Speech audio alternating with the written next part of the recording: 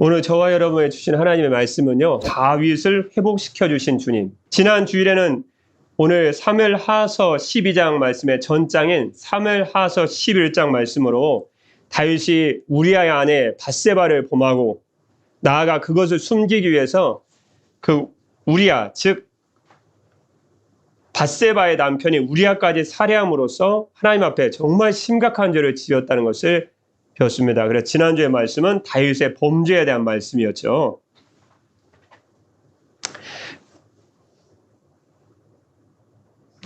중국의 명예 편작이라는 분은 아마 조금 역사 공부하신 분은 그만 많이 알고 계신데요. 아주 병고치로 유명했던 그 사건이 있습니다. 어느 나라 가가지고 왕자가 뭔가 고쳐가지고 이름이 아주 천하에 중국에 아주 퍼졌는데요. 이 중국의 명예 편작이라는 분, 요즘도 뭐 경영을 하고 공부하는 분들 이분을 예를 참 많이 드시더라고요. 예전에 한번 연구할 때 보면 중국의 명예 편작이란 말 참 많이 들었어요. 저도 예전에 경영하고 그냥 상식을 공부하다 보니까 이분 얘기를 많이 하시더라고요. 그래서 하여튼 중국의 명예 편작이란 분이 채나라, 그 당시에 채나라를 방문했을 때 왕후가 그를 궁으로 초청했습니다. 왕후가 초청했어요. 한 나라의 왕후가 초청했어요. 그 당시에 얼마나 영광스러운 일이고 황송한 일입니까? 그래서 너무나 왕후의 대접이 황송하고 귀해서 제가 명의 아닙니까? 맥을 한번 짚어보겠습니다. 왕후의 맥을 그냥 우연히 딱 짚었는데 맥에 뛰는 게 심상치가 않아요. 맥이 심상치가 않습니다. 그래서 왕후에게 얘기합니다. 왕후시여, 지금 치료를 권합니다. 지금 속히 치료를 해야 됩니다. 근데 왕후가 아주 편작에 겉으로 볼 때는 좀 볼품 별로 없거든요. 아주 옷도 좀 남나고 초라하고 그래서 아주 무시해버렸습니다. 네가 명인 건 잘하는데 내가 이렇게 건강한데 그게 무슨 말이냐? 헛소리하지 말고 네가 병을 고치고 왕후를 고쳤다. 또 우리 자랑하려고 네가 지금 나의 거짓말하는구나. 어디서 떡구석 물러가라. 그랬더니 왕의 거제도 불구하고 은혜를 입었잖아요. 편작은. 그래서 그냥 뭐라 하든 말든 그냥 오라고 하든 말든 오라고 하는 사람 없고 가라는 사람 없지만 갔습니다. 다시 가서 맥을 한번 일주에다 딱 짚어보니까 다시 점점 더 심각해지는 거예요. 그래서 다시 한번 왕후에게 얘기합니다. 왕후가 거절했지만 지금 당장 고치셔야 됩니다. 지금 병이 점점 깊어지고 있습니다. 네가 왕후를 고쳤다고 지금 또 헛소리 하려고 나이가 건강한데 얼른 썩 물러가라. 들어가다가 일주일에 또 갔어요. 참 편작도 참 낯이 좀 두꺼우신가 봐. 다시 가서 맥을 한번 짚어보게 허락해 주십시오. 맥을 손을 그래 한번 봐봐라. 맥을 딱 짚어보니까 병이 이제는 너무 깊어진 거예요. 아무 말 않고 뒤로 딱 돌아서면서 편작이 혼자 생각합니다. 궁을 나오면서 이미 병이 왕후의 뼛속으로까지 들어갔으니 뼛속으로 들어갔으니 나라도 이제 고칠 방법이 없구나. 혹을 생각하면서 이제 나가버렸어요. 그 후 한 달 뒤에 왕후의 병세가 급격히 나빠져서 왕후가 급히 편작을 부릅니다. 나 좀 살려달라고. 근데 편작은 이미 못 고친다고 알았기 때문에 다른 나라로 떠나고 있었거든요. 그리고 며칠 뒤에 한 달이 조금 더 안전한 시점에 왕후는 갑자기 급격한 병의 악화로 인해서 숨을 거두게 됩니다. 이 역사적인 사건이었는데요. 서론의 편작 얘기를 드린 이유는요. 육체의 병을 고치는 것도 때가 있는 것처럼 우리들의 삶에도 영적인 질병인 죄악도 크든 작든 회개할 때가 있다라는 주님의 말씀인 줄 믿습니다. 오늘 본문의 말씀은 사무엘하서 이 12장 말씀, 바로 그거에 대한 말씀입니다. 우리아의 밧세바를 범하고 밧세바의 남편인 우리아를 범하고 끝없이 죄악의 구렁텅이로 빠져가고 있는 다윗에게 주님은 강권적인 역사로 선지자 나단을 보내심으로 그의 죄를 회개하기를 원하셨다는 거죠. 그리고 다윗은 그 기회를 잡습니다. 회개했어요. 그래서 살았어요. 그래서 하나님께서 그의 삶을 완전히 회복시켜 주셨다라는 말씀이 사무엘하서 12장 말씀에 아주 희망적인 그리고 우리에게 소망을 주시는 말씀인 줄 믿습니다. 다윗을 회복시켜 주신 주님에 대한 말씀에서요. 저와 여러분에게 준 첫 번째 말씀이 무엇일까요? 그것은 7절 말씀인데요. 7절 말씀이요. 사람은 이 세상의 것으로 결코 만족할 수 없는 존재이다 라는 것입니다. 사람은 이 세상의 것으로 결코 만족할 수 없다라는 말씀입니다. 7절 말씀입니다. 시작입니다. 나단이 다윗에게 이르되 그 사람이라 이스라엘의 하나님 여호와께서 이와 같이 이르시기를 내가 너를 이스라엘 왕으로 기름 붓기 위하여 너를 사울의 손에서 구원하고. 그다음 말씀 보면요. 8절까지 말씀 이어지죠. 내 주인의 집을 내게 주고 내 주인의 아내들을 내 품에 두고 이스라엘과 유다 족속을 내게 맡겼느니라. 만일 그것이 부족하였을 것 같으면 내가 네게 이것저것을 더 주었으리라. 이 오중으로 지금 강조를 하고 계신데요. 지금 다윗에게 주님께서 얼마나 축복과 복을 부어주셨는지 오중으로 지금 그가 받은 축복과 복에 대해서 주님이 강조를 하시고 계십니다. 무슨 축복을 그에게 주셨을까요?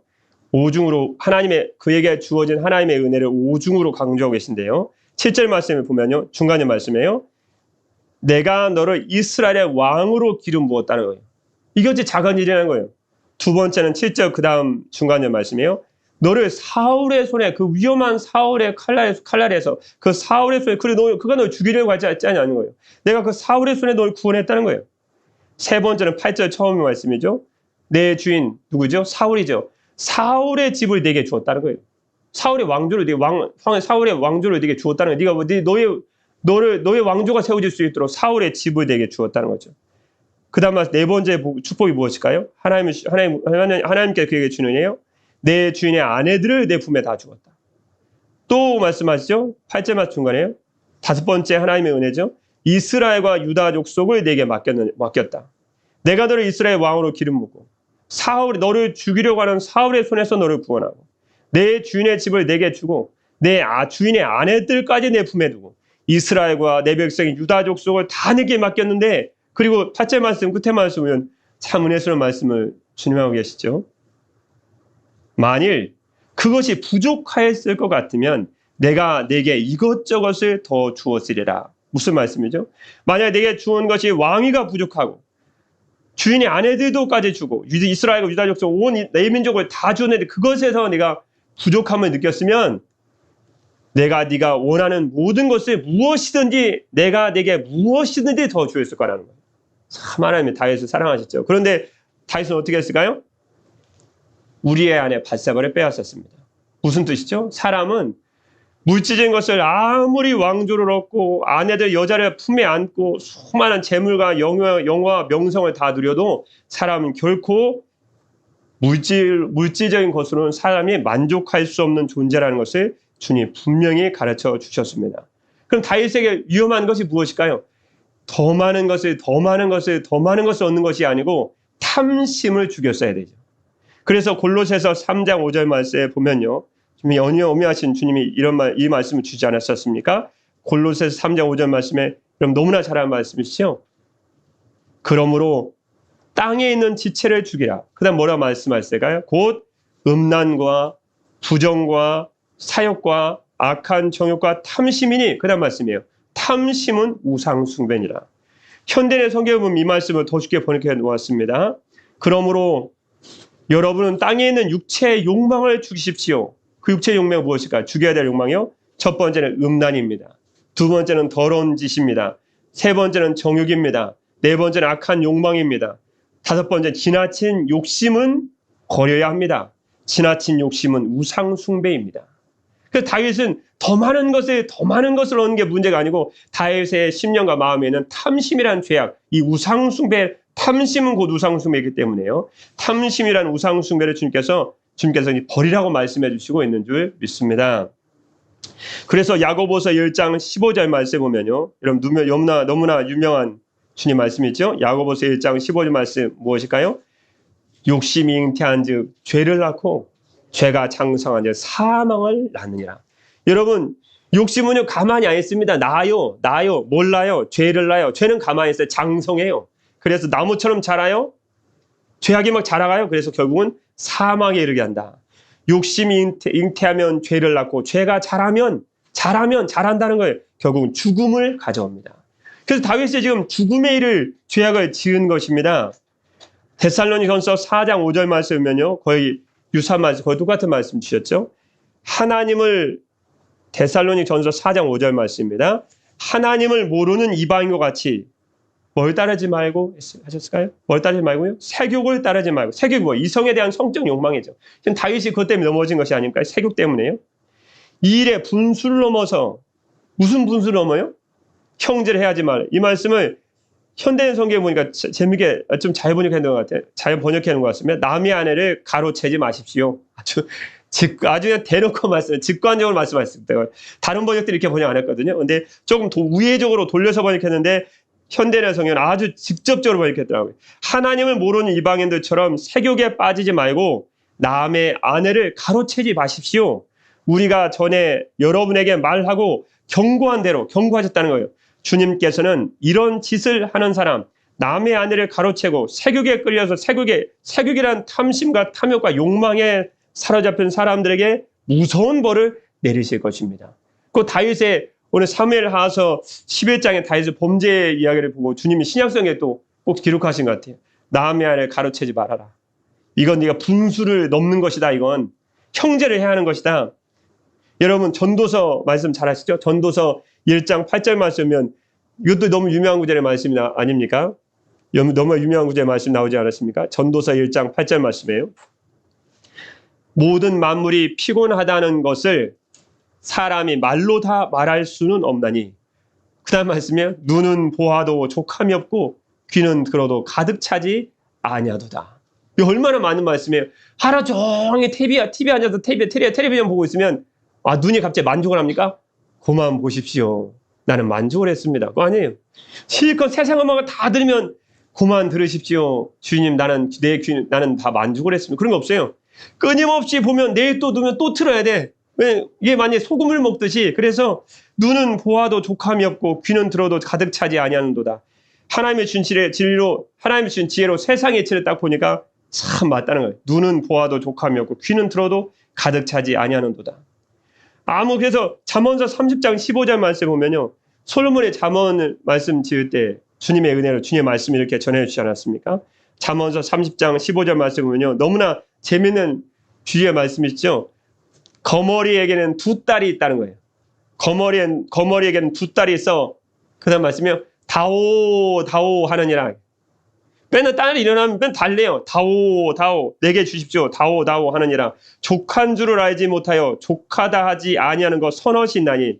뭘까요? 고 스올과 음부 죽음이죠. 죽음이 이르는 곳이죠. 아이 배지 못하는 태와 물로 채울 수 없는 땅과 족하다 하지 아니하는 불이니라. 불은 아무리 태워도 족하다고 안 해요. 계속 태우는 거예요. 거머리엔 두 딸이 있습니다. 다오 한다는 거예요. 여러분 거머리 지금 키우고 계시지 않으십니까? 육체의 욕망은 채워지지 않는 것입니다. 그래서 요한이 1서 2장 15절 말씀에는 주님이 이렇게 말씀해 주지 않으셨습니까? 이 세상에 있는 것들을 사랑하지 말라. 누구든지 세상을 사랑하면 아버지의 사랑이 그 안에 있지 아니하니. 그 다음 말씀이에요. 요한이 있어 바로 다음 절에 나오는 2장 16절 말씀이에요. 너무나 유명한 말씀이죠. 이는 세상에 있는 모든 것이 육신의 정욕과 안목의 정욕과 이생의 자랑이니 다 아버지께로부터 온 것이 아니요 세상으로부터 온 것이라. 이런 세상으로부터 온 육신의 정욕과 안목의 정욕과 이생의 자랑은요.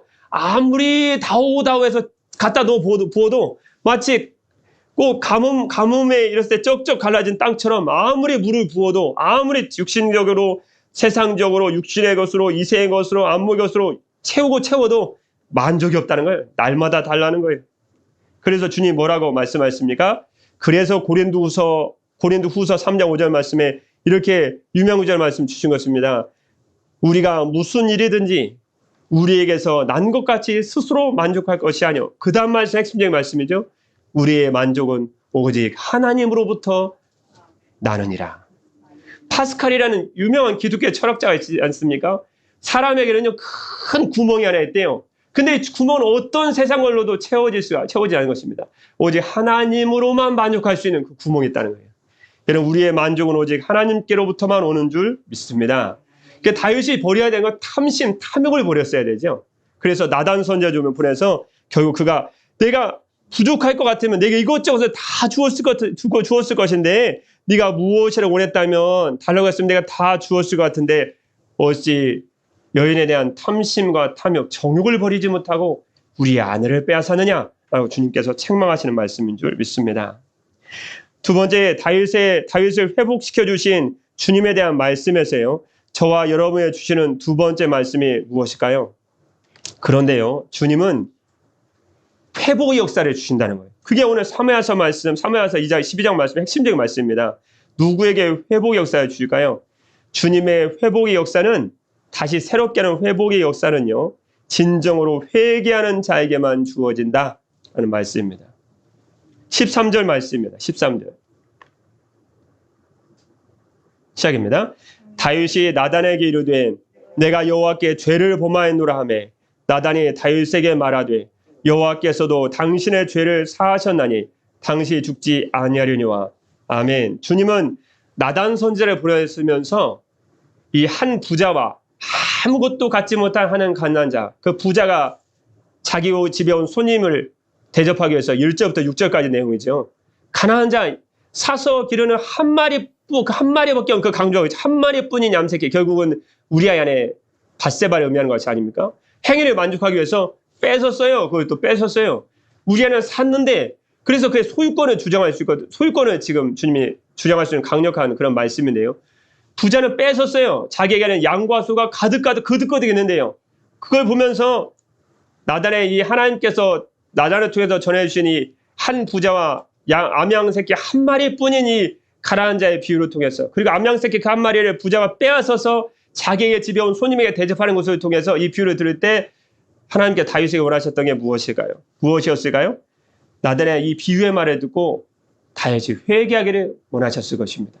그러나 다윗은 너무 죄로 인해서 자기의 영혼이 지금 병들었기 때문에 그 비유를 들으면서도 전혀 깨닫지를 못합니다. 그냥 정죄하기 급한 거예요. 그만 죽을 죄를 졌다는 거예요. 그래서 6절 말씀, 5절 말씀, 끝에 말씀 보면 율법으로 아주 호되게 그를 정죄합니다. 그 작은 암양새를 키우는 그 극히 가난한 자의 암양새를 빼어서 집에 온 손님을 행인을 대접한 그를 보고 5절 말씀 끝에 보니까 죽을 죄를 졌다는 거예요. 레위기에서 20장 10절 말씀 어떻게 알아가지고 죽을 죄를 졌다는 거예요. 이 사람 죽을 죄를 졌다. 그리고 6절 말씀 보니까요, 끝에 말씀 보면요, 양새끼를 그가 빼앗은 양새끼를 출애굽기 22장 1절 말씀입니다. 그것도 율법입니다. 출애굽기 22장 1절 말씀 말하고 그 빼앗은 양새끼를 4배나 갚아주라는 거예요. 소 빼앗았으면 5배거든요. 양은 그래도 죄질이 조금 약하다고 4배야, 4마리만. 소는 큰데 왜 5마리냐? 죄질이 안 좋잖아요. 큰 거 뺏었으니까. 여러분, 그래서 우리가 큰 죄 지면요, 크게 회개해야 됩니다. 작은 죄 지면요, 정말 진심으로 회개해야 됩니다.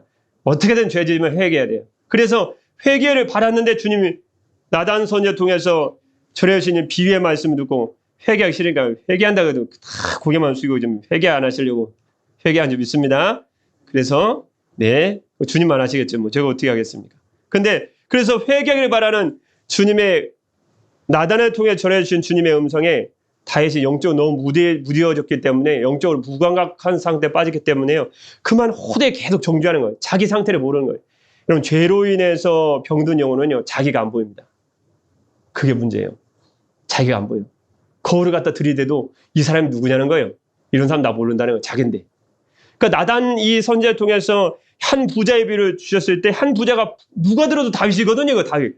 자기는 모르는 거예요. 죄로 인해서 이미 병든 육신은 아무리 갖다 주의 말씀을 해도 모르는 거예요.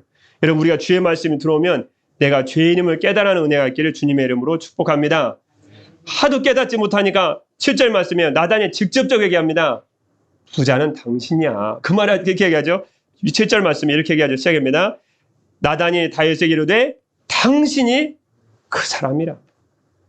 그만 돌려서 얘기하라는 거예요. 당신이 그 사람이라는 거예요. 그 죽을 죄를 지은 사람도 양새끼를 우리아의 아내 밧세바를 빼앗았으니 작은 암양새끼, 지극히 가난한 자의 암양새끼 빼앗은 것이고, 그럼 4배나 갚아줄 것이 당신이라는 거예요. 다윗은 참 재밌는 장면을 연출했죠. 자기가 아닌 줄 알았거든요. 정죄를 항상하고 죽을 죄인이라 저 사람 죽여야 된다, 4배 갚아주다 하다 보니까 손가락에 밖으로 하겠네. 자기를 정죄한 거예요, 실은. 자기가 정죄한 거예요. 알고 보니까 자기예요. 죽을 죄인도 자기였고, 양 새끼를 4배로 갚아줘야 할 사람도 자기였어요. 근데 죄로 인해 심령에 무뎌지고 병든 영혼과 그 마음이 자기인 줄을 모르고 끊임없이 남을 정죄하다가 결국은 자기가 자기 스스로의 죄악을 정죄하고 말했습니다. 넌 죽을 줄 알라는 거예요. 자기가 얘기한 거예요. 넌 죽을 줄 알아. 넌 내 배를 갚아라. 그 사람이 당신이다. 그러면 다윗의 이 회개가 어떤가요? 나단이 다윗에게 이르되 당신이 그 사람이라. 그때 13절 말씀 보면요. 다윗이 나단에게 이렇게 얘기합니다. 13절입니다. 시작입니다. 다윗이 나단에게 이르되 내가 여호와께 죄를 범하였노라 하며. 이 짧은 한마디가 다윗의 진심으로 회개했던 거예요. 그래서 시편 51편 말씀 보면 이 회개가 얼마나 진실했는지를 시편 51편 말씀 보면 나옵니다. 이 한마디가 다윗의 모든 게 담아있어요. 왜 이 한마디가 다윗의 진실한 회개라고 볼 수 있죠? 첫 번째는요, 한마디의 변명도 덧붙이지 않습니다. 내가 뭐 그때 어땠다느니, 뭐 우리 아내가 뭐 어떻게 했다느니, 뭐 그 정조가 어떻게 했다느니, 왜 그 마당에서 왜 그걸 한마디 말이 안 해요. 왜요? 다윗의 회개가 좀 진실이거든요. 진실한 회개는요, 변명을 붙이지 않습니다. 진솔한 회개입니다. 두 번째, 다윗의 한마디밖에 안 되는 이 회개가 왜 진솔한, 왜 다윗의 진정한 마음을 담은 고백이 있는 회개인가요? 나단의 책망을 들은 즉시 죄를 자백한 즉각적인 회개였기 때문에 그렇습니다. 바로 회개해요. 뭐 변명이 어디 없습니다. 바로 그 앞에 엎드려서 자기가 내가 여호와께 죄를 범하였노라. 왜 이 한마디의 다윗의 회개의 고백이 왜 진실한 진심 어린 진정으로 뉘우치는 회개였나요? 주님 앞에 겸손한 회개였기 때문에. 이 당시의 왕은요, 지금 대통령하고 틀립니다. 지금 대통령은 무슨 말 잘못하면 막 골기하잖아요. 앞에서 청와대 앞에서 데모하고. 지금 청와대 안 가지만요. 이때 당시에 나단은 목숨을 걸고 한 것입니다. 이때 당 왕 보십시오. 우리아도 누명씌워서 죽이는 거 보십시오. 왕은 그렇게 권세가 있는 때거든요. 말 한마디 하면 나단은 그냥 죽습니다. 나단은 선지자죠. 나단이 뭐 군사가 있습니까? 갓에 힘이 있습니까? 그냥 오다나 그냥 허름한 옷 입고 다니면서 주의 복음만, 주의 말씀만 전하는 사람인데, 다윗이 너 나가라. 그리고 주의 자객 보내면 나단은 그 순간에 죽는 거. 그리고 모든 죄는 덮어버린 거. 주님은 아시더라. 그런데 나단을 통해 전해준 주님의 말씀이라고 그 주님 앞에 겸손한 회개를 합니다. 한마디의 변명도 덧붙이지 않는 진솔한 회개. 나단의 책망을 들은 즉시 죄를 자백한 즉각적인 회개. 그리고 주님 앞에 겸손한 회개였기 때문에 내가 여호와께 죄를 범하였노라 라는 이 다윗의 회개는요, 진정한 회개고 하나님께서 그 회개를 들으시고 그의 모든 삶을 회복하여 주신 줄 믿습니다. 그래서 이때 나단이 자신에게 왔을 때 지은 시편이 몇 편이죠? 다른 시편은 몰라도 시편 51편. 저 어거스틴에 대해서 잠깐 연구하다 보니까 어거스틴이요, 침대 위에다가 이 시편 51편 말씀, 그도 젊었을 때 죄를 많이 졌잖아요. 사생아도 낳고. 나중에는 큰 위대한 신앙인 인류 기독교 역사 가운데 하나님의 은혜를 정말 회복되어서 큰 주님의 은혜를 정하고 그 은혜에 복음하면 어거스틴이거든요. 종교개혁자 됐든 특히 돌아갔을 때가 실은 성경으로 돌아갔어야 되고, 돌아간 것도 맞지만요, 실은 어거스틴의 그런 고백으로 많이 돌아갔거든, 종교개혁자들이. 그러면 그 어거스틴은 오직 주님의 십자가의 복음만, 그리고 부활의 은혜만 전한 사람인데요. 그의 침상에는 시편 몇 편의 말씀이 있었는지 아십니까? 저 이번에 연구하면서 처음 알았는데요. 시편 51편을 침대 머리맡에다 붙여놓고 아침 저녁으로 회개기도 하는 마음으로 그 시편을 읽었답니다. 묵상하고. 그때 시편 51편 17절 말씀 읽었겠죠, 어거스틴도요. 젊었을 때 사생을 하고 만유교 안에 이단에 빠져서 끝없이 주님의 마음을 아프게 하고 떠나있었던 어거스틴도, 그리고 다윗도 시편 51편 17절 말씀에서 자기 자신이 무너졌을 것입니다. 하나님께서 구하시는 제사는 상한 심령이라.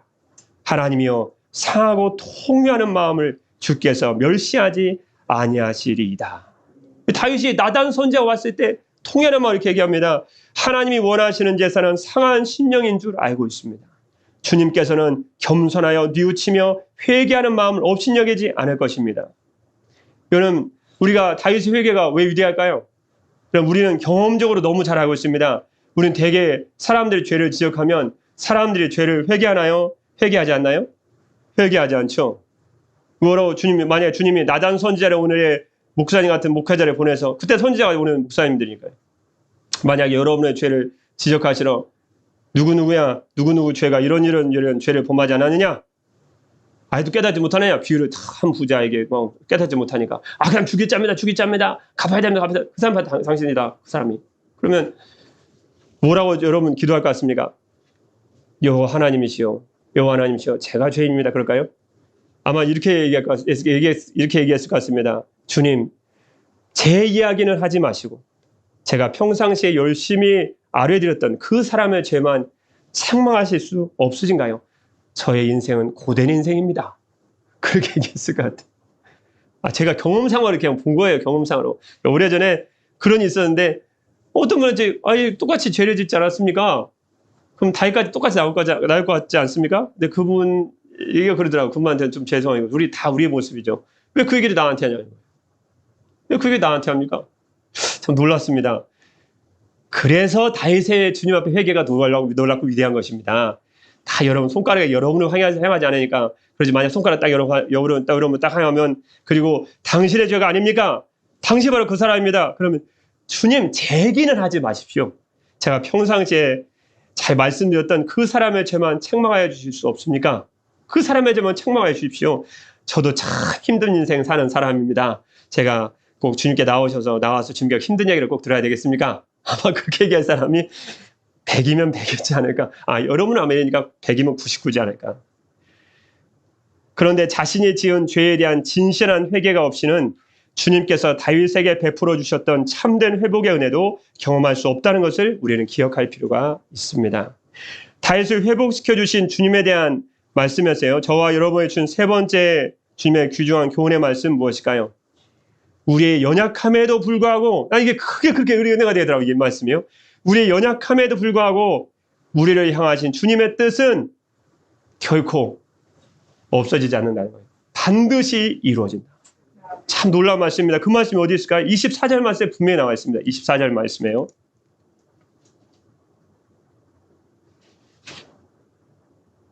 시작입니다. 다윗이 그의 아내 밧세바를 위로하고 그에게 들어가 그와 동침하였더니 그가 아들을 낳음에 그의 이름은 솔로몬이라 하니라.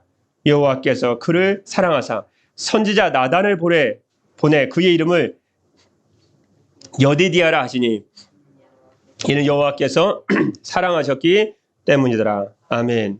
여러분 24절 말씀 한번 자세히 잘 보십시오. 원래 사무엘하서 11장 3절 말씀이라는 들어간가요? 오늘 이 말씀 사무엘하서 12장 24절 말씀 전에는요, 밧세바를 우리의 아내라고 표현합니다. 그렇죠?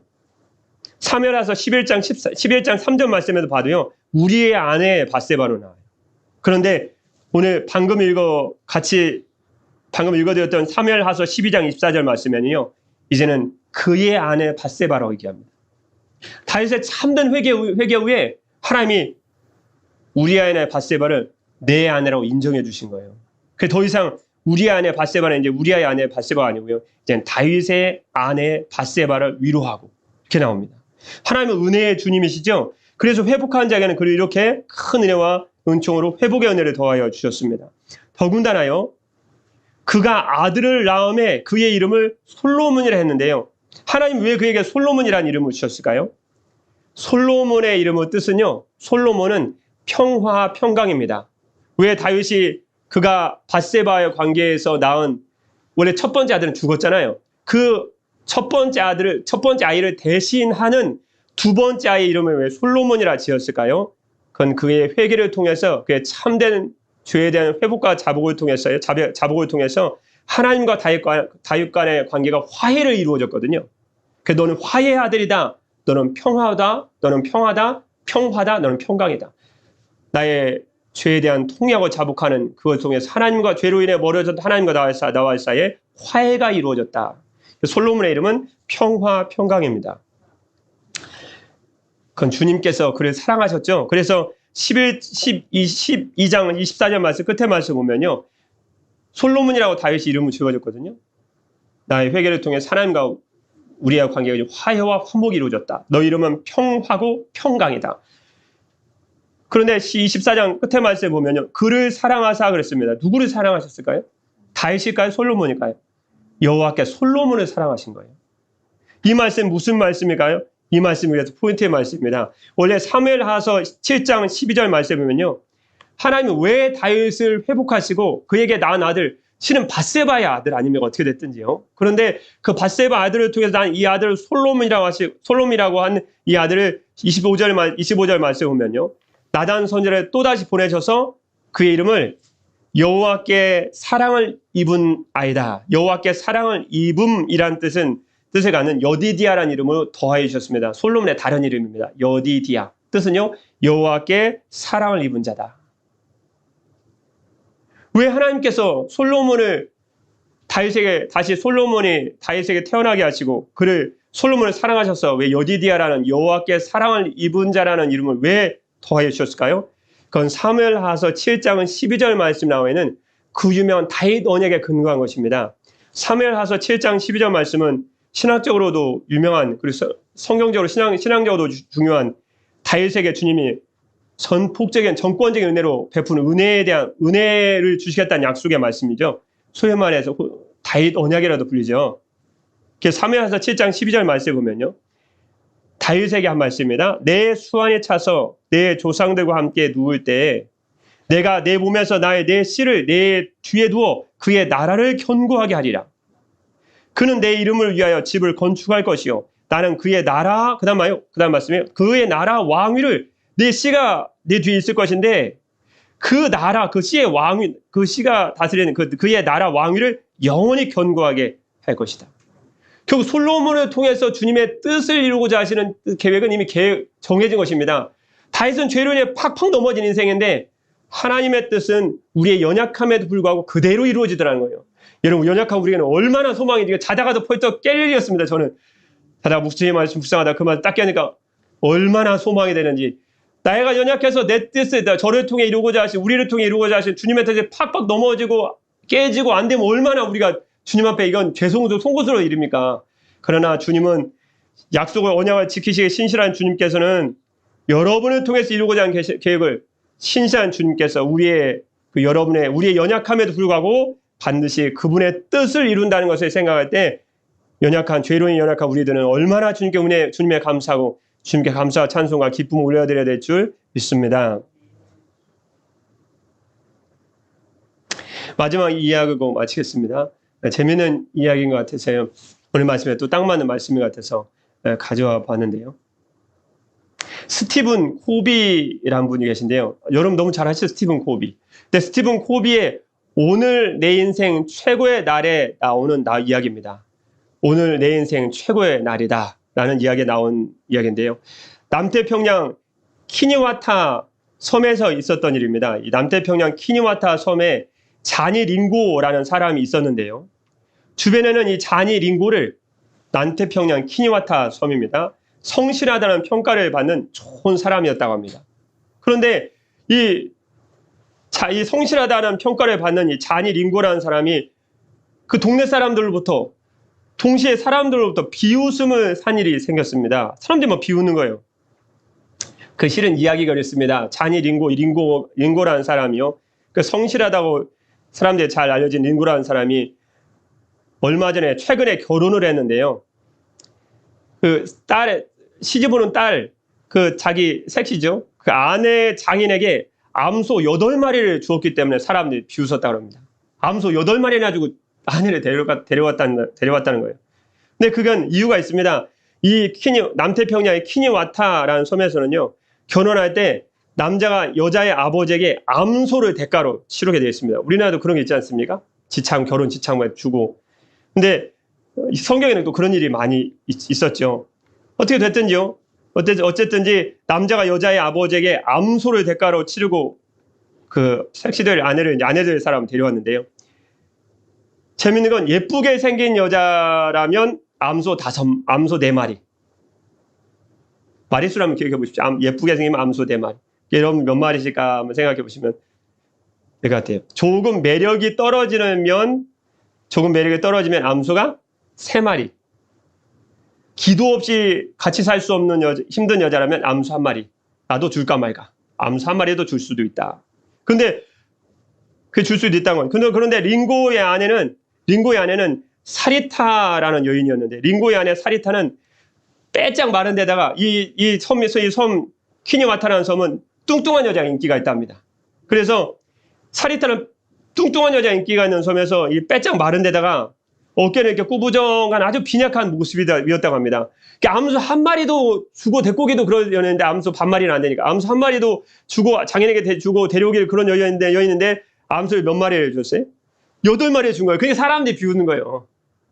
저런 여자를 세상에 암소를 8마리 줬다는 거예요. 예쁘게 새기고 정말 최고의 미인 여인도 4마리밖에 안 주는데. 그래서 선교사가 너무 궁금해가지고 그 링고의 집을 한번 방문했습니다. 도대체 사람들이 비우는 그 여자가 이 사리타라는 이 새롭게 아내로 색지로 데려온 여자가 어떤 여자가 가서 보았습니다. 근데 문을 열고 선교사님은 딱 맞이하는데 깜짝 놀란 거예요. 뒤로 넘어가진다. 너무 예쁜 거예요, 이 여자가. 그래서 소문과 달리 너무 아름다운 여인의 모습을 가지고 있는데 내가 특히 턱이 아주 아름다웠고 빛나는 눈동자를 얼마나 초롱초롱 반짝반짝 빛나는지 선교사님은 쳐다본 눈동자가 초록초록 빛나는 거예요. 그리고 어깨가 구부러정하다고 와서 봤는데 당당 걸으면 막 멋지게 걷는 거예요. 이 사람들 소문이 잘못됐나 보다. 그래서 그 집에서 이제 링고를 물에 불렀습니다. 남편이 링고를. 선교사님 불러서 링고에게 물어봤습니다. 아내의 모습이 내가 들은 소문과 이토록 다릅니까? 왜 이렇게 다르죠? 눈은 초록초록 예쁘고 어깨는 꾸부정하다는데 딱 펴져갖고 당대에 걷는 모습이 어떻게 이쁘고 아름다운지 이게 어떻게 된 것입니까? 그랬더니 링고가 결혼 전에 여자들끼리 하는 얘기를 들었다는 거예요. 이 섬에서. 결혼 전에 여자들끼리 서로 모여서 얘기하는데 한 여자가 얘기했다는 거예요. 나는 암소 4마리에 씹었습니다. 그러니까 막 어깨를 탁 펴고 막 암소 4마리라는 거예요. 최고로 많이 갖고 왔다는 거예요. 그 다른 여자가 나는 암소 5마리입니다. 그러니까 또 앞에서 4마리였던 사람 또 귀가지고 앞에서 5마리였다. 근데 한 마리로 암소 한 마리로 시집온 여자는 고개도 못 숙이고 톡 숙이고 있더라는 거예요. 암소 한 마리를 씹어가지고. 그걸 보고 처녀였던 아내의 사리타를 데려오면서 이 아내의 자존심을 상하게 만들어서는 안 되겠다. 그래서 아내의 자부심을 갖도록 해야 되겠다. 그래서 최고가 암소 4마리고 더 주면 5마리인데 그것도 아니 암소 8마리를 주고 장인에게 데려온 거예요. 어깨는 꾸부정하고 눈은 힘도 없고 이렇게 빼짝 마르는데 근데 그 섬은 뚱뚱한 사람이 인기 있다고 하지 않았습니까? 그런데 그 아내가 암소 8마리를 시집온 다음부터 눈빛이 달라진 거예요. 걸음걸이가 틀린 거야, 걸음걸이가. 자기는 암소가 8마리라는 거야, 암소 8마리.